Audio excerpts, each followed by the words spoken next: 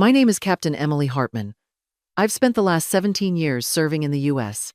Army, leading operations across 3 continents, commanding troops in combat, negotiating with warlords, and making decisions that ended or saved lives in seconds. I've been under sniper fire, flown into hot zones with nothing but intel and grit, and pulled soldiers out of places no one should have survived. But nothing has ever made my hands sweat the way walking up to my parents' front porch just did. I was still in uniform, my duffel slung over one shoulder, boots caked with dust from Kandahar 2 days ago. I'd just finished a hostage recovery mission overseas that had taken everything out of me, and now I was standing in the Georgia heat, heart racing, because my father would be on the other side of that door. He doesn't hate me. He just never thought this was what a daughter should become. A soldier. He'd always imagined me as a teacher, maybe a nurse, something warm, respectable, understandable. I still remember the look in his eyes the day I told him I'd enlisted like I'd ruined a blueprint he'd drafted long before I was born. Mom had called me home for a small gathering. Her voice had that soft urgency in it, the kind that pretended not to be disappointed. I said yes, because it felt like the right thing to do. But as I stood there, staring at the brass door knocker on the house I grew up in, I realized I was more afraid of my father's nod than I'd ever been of a bullet. This wasn't a hero's welcome. It wasn't a triumphant return. It was just another chance for him to look at me and say, without words, "You could have been something." And I'd have to pretend like that didn't still hurt. The backyard was dressed like a magazine spread. String lights floated above rows of white-clothed tables, and someone had rented a jazz trio to play near the pool. The whole thing felt like a wedding reception, not a welcome home party. I scanned the crowd, recognizing family, friends, and neighbors I hadn't seen since high school. Their smiles felt polite, like they weren't sure what to say to someone who'd just returned from an active war zone. My brother, Jason, stood near the grill, laughing with a beer in his hand. Dad spotted him first, walked straight over, and pulled him into a hug that lasted longer than it needed to. "There's my guy," he said, loud and proud. Jason coached high school football and had just won a regional title. You'd think he'd come back from saving the country himself the way Dad was beaming. Then he turned and saw me. His smile faltered just slightly before he nodded once, firm and distant. "Emily?" That was it. No hug. No. "You made it home safe." Just a single word, like a footnote to the main event. Mom came over quickly, trying to smooth the moment. "Look at you, so strong," she said, touching my sleeve. "You still look so thin. Are you eating enough over there?" I smiled because I'd learned how to make people comfortable, even when they weren't trying to do the same for me. "Yeah, Mom. MREs do wonders." We moved inside for food, and I noticed how people drifted toward Jason. He was magnetic in this crowd, easy and charming. People asked about next season, about his team. Me? One of Dad's old golf buddies leaned over and asked if I'd ever met Tom Cruise. "You know, from those soldier movies," he said. I told him no, then excused myself to the kitchen to breathe. I stood by the sink, watching out the window as everyone mingled under the warm Georgia sky. I'd flown halfway across the world, stepped off a military base, and into this scene like I didn't belong.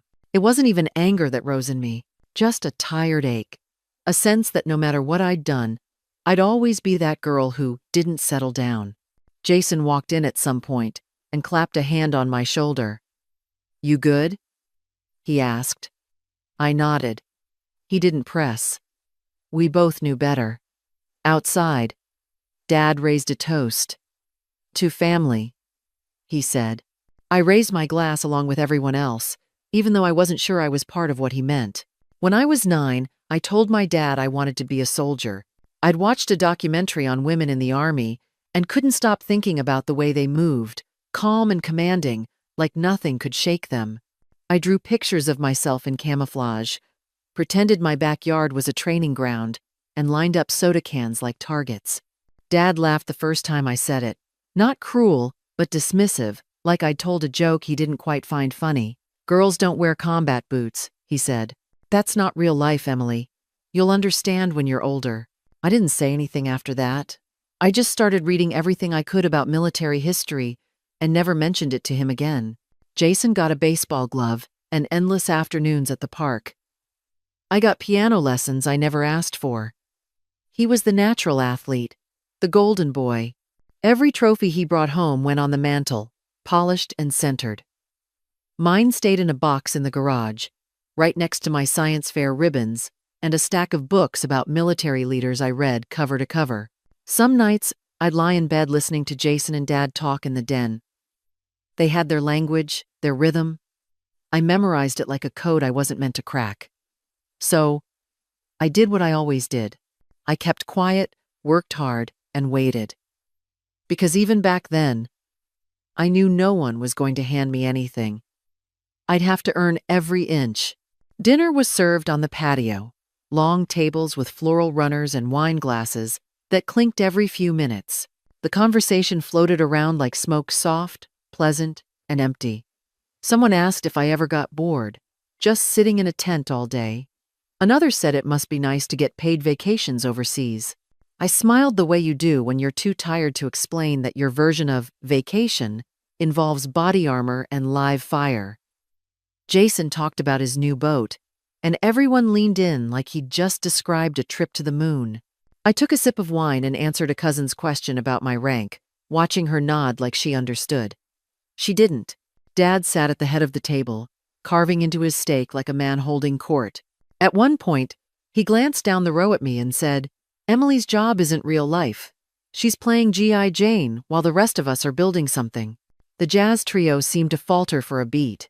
The scraping of forks on plates stopped. The room went absolutely still. Jason, my brother, actually winced but didn't say anything, just took a long drink of his beer. My mother looked down at her plate, her disappointment, a tangible thing. "Dad, that's not fair," Jason mumbled, but without any real conviction. "Fair? I'm being honest," Dad said. Louder now, setting his knife down. He was performing at the table. "I'm proud of what Jason's built here. A real community.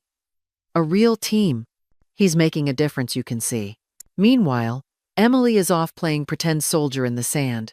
One of Dad's friends, Mr. Henderson, chuckled. "He's right, Tom. At least your son isn't off playing hide-and-seek with terrorists." "Exactly," Dad said, gesturing with his fork.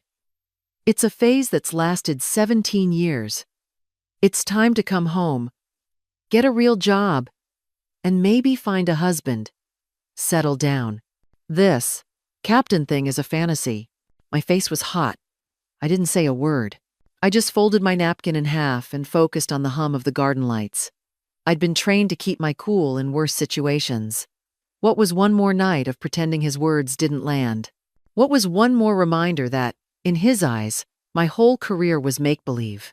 I was just about to excuse myself when it happened. It wasn't a low rumble at first. It was the sound of tires on gravel, fast and heavy. Then three black SUVs, the kind with no logos and heavily tinted windows, slammed to a stop in the driveway, blocking the exit. Their headlights cut through the backyard party, flooding the string lights and turning the whole scene into a harsh white interrogation room. The jazz music died abruptly. Before anyone could ask, "What's going on?" the doors of all three vehicles flew open simultaneously. 6, then 8 men piled out. They weren't soldiers in fatigues. They were in full tactical gear, helmets, night vision goggles flipped up, weapons held in the low-ready position. They moved with a predatory silence, fanning out, securing the perimeter of the yard in seconds. One went to the pool gate, another to the side of the house. The lead soldier, built like a refrigerator, stormed toward the patio. He scanned the crowd, his eyes finding me instantly. "Captain Emily Hartman!" His voice wasn't a shout, but a command that cut through the silence. "We need you to come with us. Now." The silence cracked open. My father pushed his chair back, his face turning red. "What the hell is going on? This is a private party. You can't just—" The lead soldier didn't even look at him. His eyes were locked on me. This location has been compromised. You've been targeted. We need to evacuate the premises immediately. I didn't ask how they found me. I already knew. They were tracking me the moment I touched U.S. soil. I stood, and the party guest vanished. My voice was flat, cold, and precise. The voice I used in a command tent. Sitrep. How many confirmed threats? The lead soldier, Raptor, his name tape read, didn't blink. 2 known cells, 1 probable sniper position on the ridge. He motioned with his head to the woods beyond the pool. Encrypted chatter, spiked 60 mics ago. We believe the house was marked as a secondary target. Your family is in the blast radius. My stomach clenched, but my voice didn't waver. Perimeter lockdown. 2-man teams. Start with the south side and sweep the ridge. I want eyes up and everyone invests. Get the family package ready for evac. Copy, ma'am. He barked into his headset. Odysseus is active. I repeat. Odysseus is active. Set condition red. Behind me. Chaos erupted. My uncle asked if it was a drill. My cousin started crying. Jason stood frozen. The half-full wine glass still in his hand. His mouth open. Dad grabbed my arm, his face a mask of confusion and anger. What is this? What are you involved in? I looked him in the eye. The man who just called me G.I. Jane. I'll explain later. Right now, I need you to listen to these men and move your family to safety. Go inside. Now. He flinched, not at the situation, but at my tone. He'd never heard it before. Just as the tactical team was herding the stunned guests toward the kitchen, a final vehicle pulled up. It wasn't an SUV. It was a black sedan, sleek and official, with flags on the fenders. It stopped just inches from the first SUV. The lead soldier, Raptor, saw the car and immediately stiffened. Ma'am, stand by. The back door opened, and everything around us seemed to freeze. A woman stepped out. Trim gray hair, a crisp uniform adorned with more stars than my father had ever seen in one place, and steel eyes that scanned the scene like she owned it. I snapped to attention so hard my boots clicked on the patio stones. General Doyle, General Margaret Doyle, one of the highest-ranking officers in the country. My boss. She walked with purpose, her boots silent against the pavement, and stopped right in front of my family, who were huddled near the doorway. The jazz trio looked like statues. She ignored me and addressed my father directly. Mr. Hartman, she said, her voice clear and firm, carrying across the silent yard. My father, still bewildered, just nodded. Who are you? General Doyle's eyes narrowed slightly. Sir, you seem to be under the impression that your daughter's life isn't real. Let me correct that. For you. My father's face went white. While you were hosting this barbecue, the general said, with the slightest hint of distaste, Captain Hartman was 48 hours into a covert operation that she planned and led. She personally negotiated the release of 12 American aid workers from a high-value terrorist cell in Kandahar. That's 12 real lives, Mr. Hartman. 12 families that aren't grieving tonight because of her. She took a step closer. Jason looked like he couldn't breathe. You called her G.I. Jane, the general continued, her voice like ice. In the Pentagon, her call sign is Odysseus. She is the senior tactical advisor to U.S. Special Operations Command. The strategies, she writes, are the ones that decide who lives and who dies. Long before men twice her age even see the battlefield. She holds 3 Distinguished Service Medals and 2 Purple Hearts. My mother's hand flew to her mouth, a small gasp escaping. She is also, General Doyle added, the pending appointee for National Security Advisor, a job, I might add, that I personally recommended her for. The words landed like thunder. Each sentence stripped away years of doubt. We are here, Mr. Hartman, because the men she just dismantled put a 7-figure bounty on her head this morning. They identified this house, your family, as a soft target to get to her. This isn't a game, sir. This is the very definition of real life. The general locked eyes with my father. Your daughter is not playing soldier. She is the soldier that other soldiers follow into hell. She is one of the most significant assets and targets in the entire U.S. Armed Forces. And you were worried she needed to settle down? My father didn't speak. He couldn't. His mouth was open, his face pale with shock. He looked at Jason, his golden boy football coach, and then back at me, as if seeing a stranger.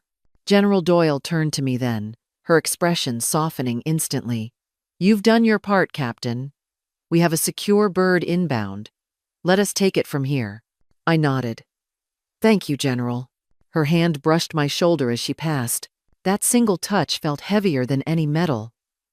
My family stood in silence, surrounded by men with rifles and a woman who had just rewritten my entire existence in front of them. The girl they once told to play piano. My father just stared at me. His hands were at his sides, empty. He looked older than I'd ever seen him, smaller somehow, like the truth had knocked the wind out of him. Dad finally spoke. His voice was a hoarse whisper. Why didn't you tell us? It wasn't angry, just shattered. I took a breath. I tried, Dad, for 17 years. Every time I tried to explain what I did, you called it a phase. You compared it to Jason's football games. You told me to settle down. I looked him in the eye. Tonight, you called me Jane. You told me my life wasn't real. You didn't just not want to hear it. You actively told me it was worthless. I learned to stop trying. He opened his mouth, then closed it. His eyes welled, but he blinked hard. I thought I was protecting you. I thought if I could just steer you somewhere safer. But safer doesn't always mean better. I cut him off, not unkindly. And easier never makes you stronger. He looked at the ground, then up again. I was wrong. The words came out brittle. I had no idea. Emily, I'm so sorry. Mom was openly crying now. Jason just shook his head. Emily, my God, what you've been doing. That's the thing, I replied. None of you did. But I stopped waiting for you to see it a long time ago. I don't need your approval like I used to. He nodded slowly. Maybe we start there. I gave him the faintest smile. Maybe. Raptor, the team lead, touched his earpiece. Ma'am, the package is secure. We need to move. I nodded, turning away from my family. I walked back toward the command post, leaving them standing on the patio, in the debris of their party. I had work to finish. Letting them see me was enough for now. 3 months later, I was in Washington. A new office, a new role, this time as senior defense advisor. The days were long, the stakes even higher, but there was a quiet sense of peace that came with knowing I was exactly where I was supposed to be. The calls started coming in slowly. A voicemail from Mom, the day my name was mentioned on the news. Jason sent a picture of his son in a toy soldier costume, saying, he wants to be like you. It was awkward, clumsy, but it meant something. They were trying, and for once, they weren't pretending like I didn't exist. Dad took the longest. His first message was short. Proud of you, he said. No lectures, no questions, just those 3 words. I didn't call back right away. I needed time to believe they weren't just reacting to the title. But the second message came a week later. How does someone like me get to know someone like you? And that's when I knew it wasn't about approval anymore. I used to chase his validation like it was oxygen. Every medal, every promotion. Part of me hoped he'd finally look at me and say I was enough. But somewhere along the line, I stopped needing that. I'd earned my own respect. I'd fought for something real. And maybe, finally, they were learning to see me for who I truly was. We still talk with caution. They still say the wrong things sometimes, but I hear them listening now. And that's more than I ever expected. I don't need their validation, but maybe, just maybe, for the first time, they want to understand me, and maybe that